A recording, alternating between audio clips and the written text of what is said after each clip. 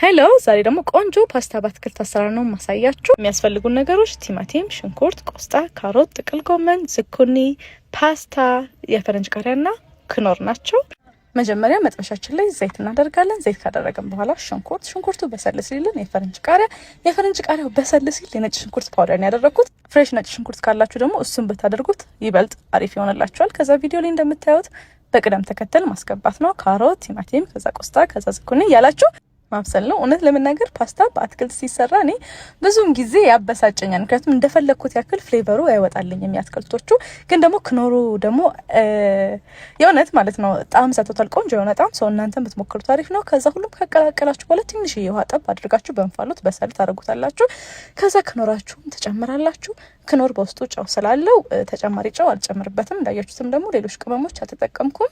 በውስጡ የተለያዩ ቅመሞች ስላሉት ማለት ነው። ከዛ በኋላ ፓስታውን የቀቀልኩት። ፓስታውን ለመቀቀል ፓስታው ውሃ ላይ ጨው ታደርጋላችሁ። ጨው ካደረኩ በኋላ ጦስኝ አደረኩኝ። ጦስኝ ከሌላችሁ ኦሪጋኖ፣ ላውሮ የፈለጋችሁትን ቅጠል መጠቀም ትችላላችሁ። እመኑኝ በጣም ነው የሚያጣፍጠው። ውሃ ውስጥ እርብ ጨምሩ።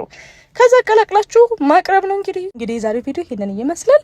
ጠፋውባችሁ በጣም ይቅርታ። እንግዲህ ስራ ቢዚ አድርጎኝ ነው። ኮፒ ሊንክ ሪፖስት ማድረግ እንዳትረሱ። ብዙ ቪዲዮች ለለቅላችሁ ፕሮሚስ አደርጋለሁ። አይ ላቭ ዩ ቴንክ ዩ ባይ